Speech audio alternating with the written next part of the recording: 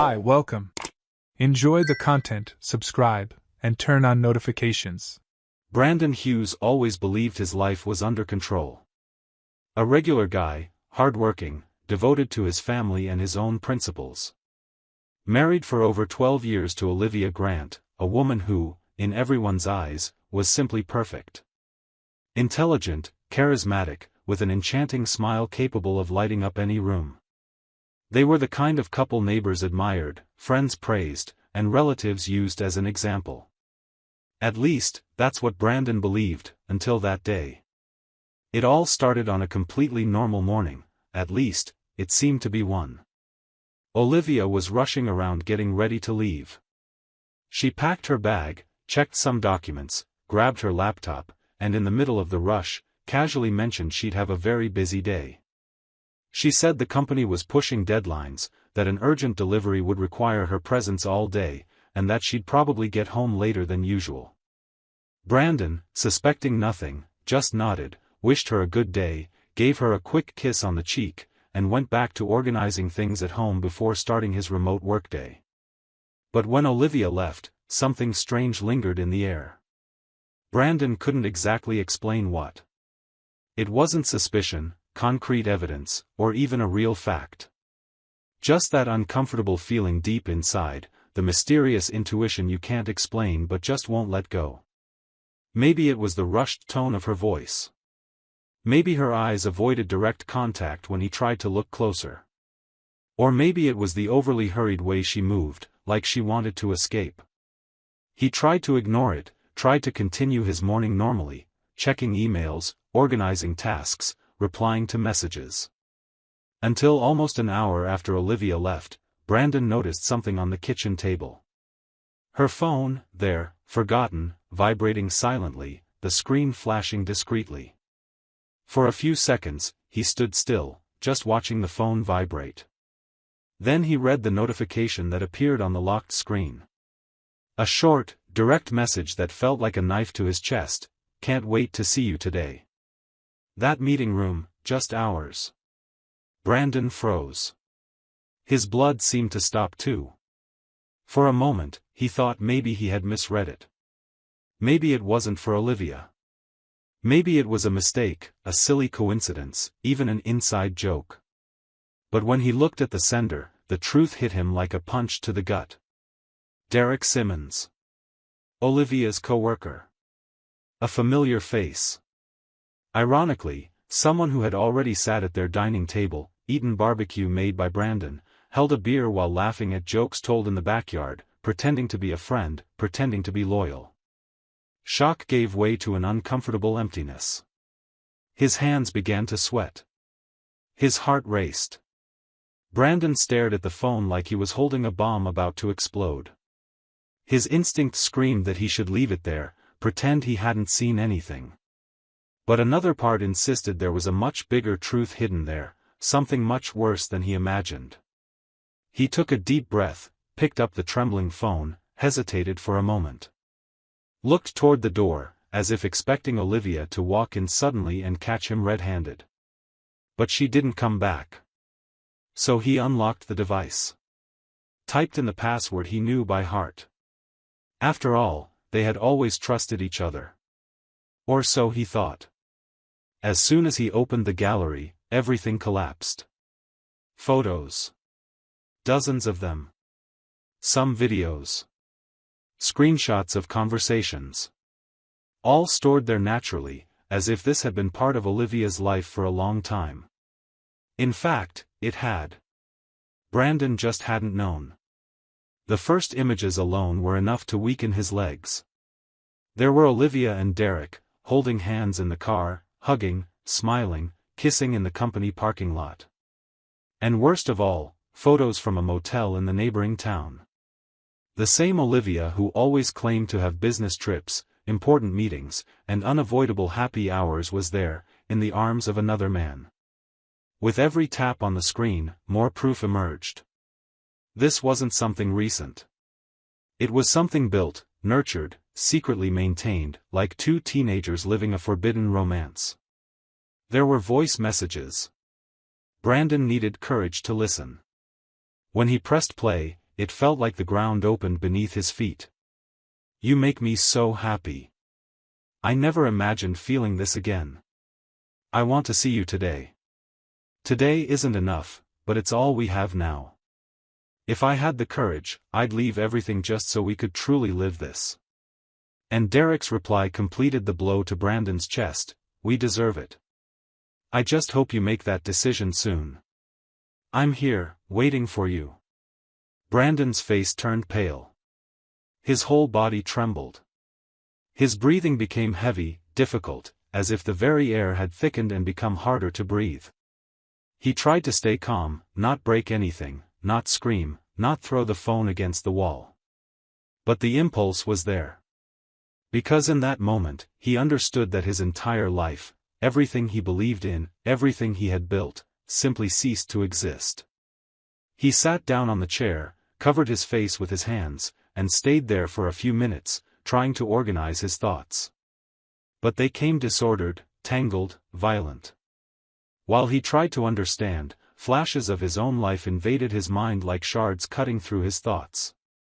Memories of birthdays, trips, Christmas dinners with family, plans, conversations about having children, dreams built together, all stained, dirty, false. He got up, walked back and forth, pressed his hands against his head as if that could stop the thoughts hammering inside him. But they didn't stop. On the contrary, they became clearer, stronger, crueler. He started remembering the times Olivia said she was tired, the weak excuses, the last-minute cancelled plans. The calls she answered in the car, away from him, speaking softly, looking around, saying it was work. In that moment, he realized, it wasn't just betrayal. It was the lie. The fact that while he was giving everything, doing everything to maintain that house, that marriage, that life, Olivia smiled at another man and gave her best self to someone else. And Derek. Derek pretended to be his friend, shook his hand, looked him in the eye, shared laughs and jokes, while behind his back, stealing the most sacred thing a man can have, trust. Amid all that pain, all that collapse, something inside Brandon began to change.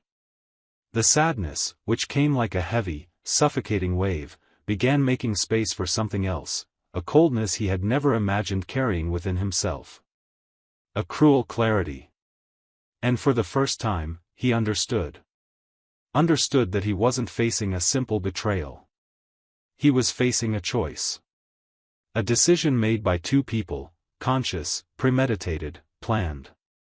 And Brandon, staring at the phone in his hands, murmured to himself, his voice firm, barely recognizing his own tone, "You made your choices. Now you'll learn the price of that." Because at that moment, he knew, this was far from over. That was only the beginning. Brandon didn't waste time. He transferred everything to his computer: photos, videos, conversations, audio files. Nothing escaped. Each detail became a named file, dated, organized like a timeline of a carefully constructed lie. A painful, humiliating, disgusting sequence. When he finished organizing everything, Brandon looked at the computer screen and knew exactly what he had to do. He considered waiting for Olivia to arrive and confronting her directly, but realized that wouldn't be enough. The lies were too big, too dirty, to end in a simple argument between four walls. So he opened his email, created an anonymous account, and started preparing what, for many, would be the worst day of their lives. He wrote a direct, brutal message, leaving no room for doubt. It started like this: "You need to know who the people around you really are." Then he revealed the whole truth. Attached the images, the photos that spoke louder than any words, hidden kisses, hands held, loving looks. He also included the audio clips, the same ones that tore his chest open the first time he heard them. He was meticulous in selecting the recipient list: Olivia's family, Derek's family, mutual friends, co-workers, bosses, and especially Carla Simmons, Derek's wife. He scheduled all emails to be sent simultaneously. And when he pressed send, it felt like he had detonated a bomb. There was no turning back. The effects began almost immediately. At the company, Olivia received the email in the middle of the workday. As soon as she opened it, she froze. Her eyes widened, her hands trembled, and the shock was so great that her body gave out. She collapsed to the floor, unconscious, in front of everyone.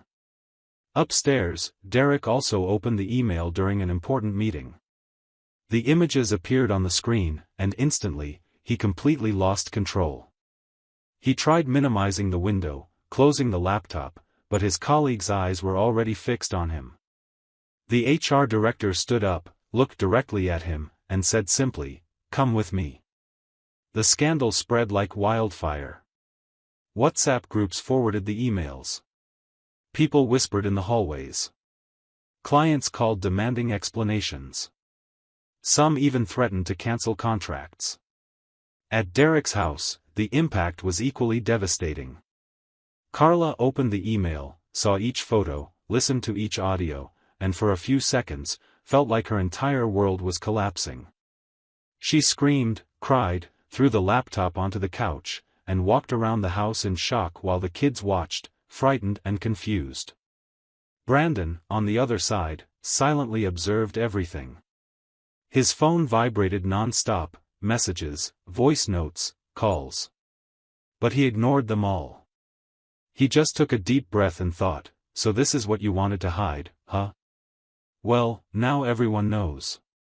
When Olivia was called into the director's office, she entered with a pale face and a trembling body. She knew exactly why the photos, screenshots, and audios had spread like a virus.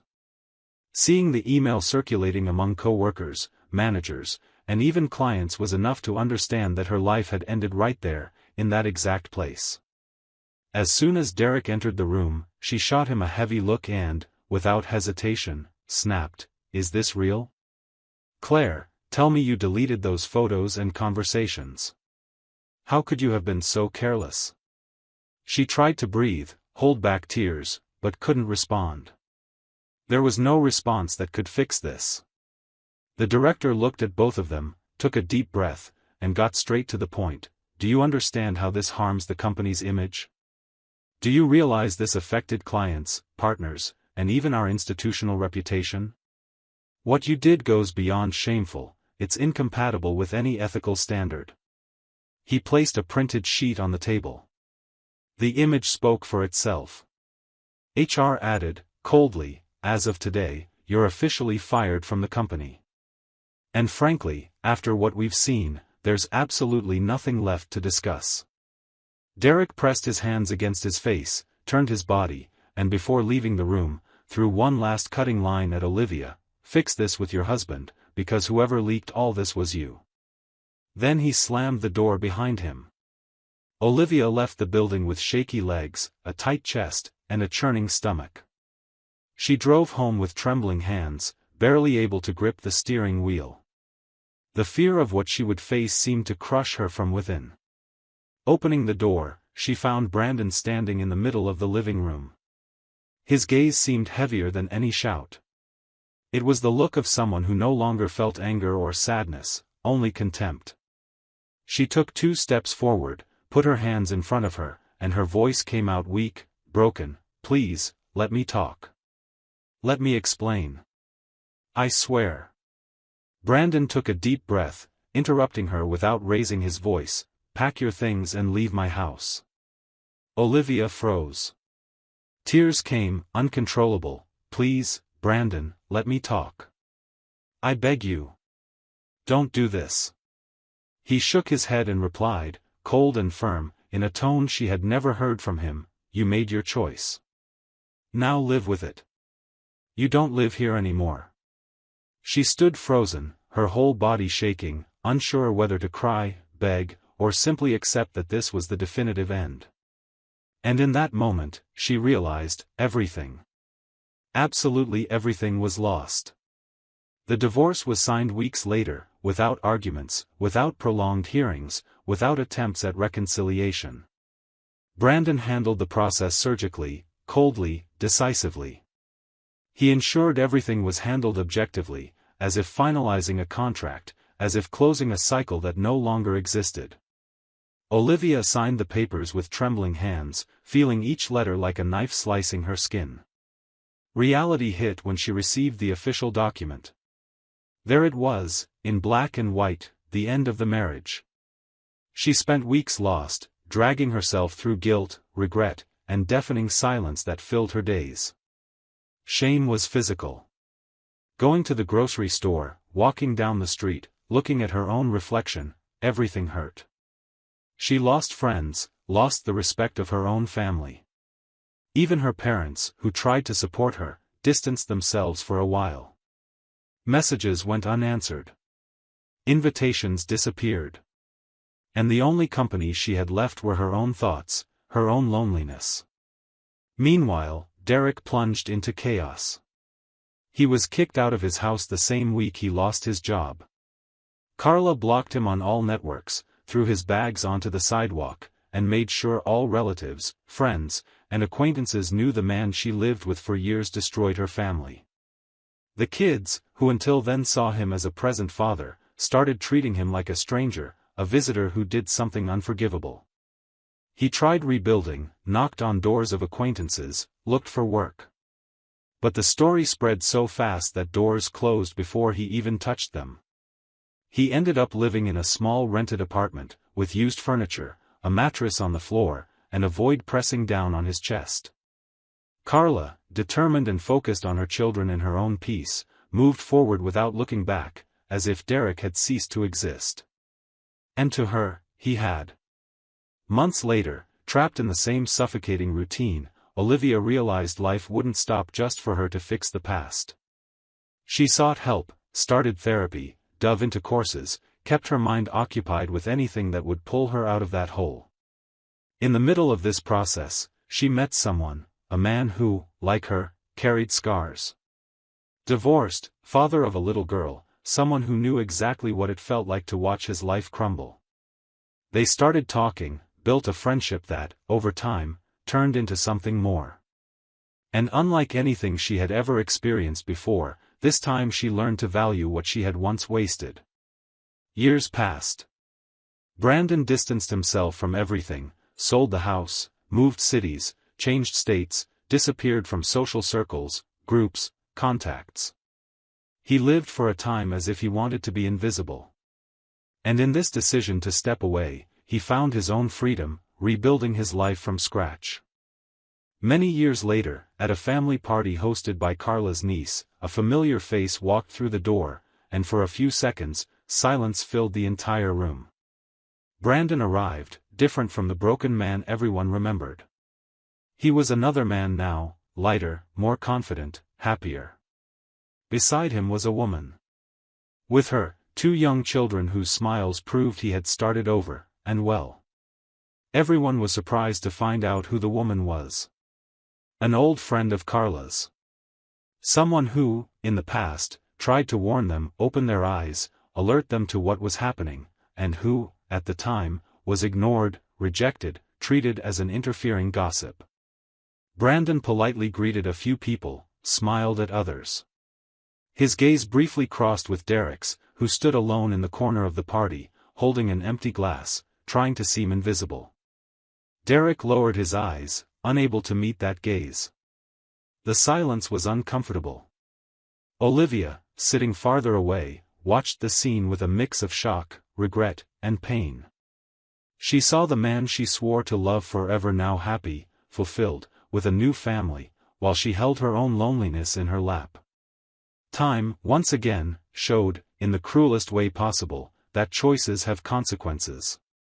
That those who plant lies reap loneliness. That those who betray destroy not only the betrayed but also their own lives.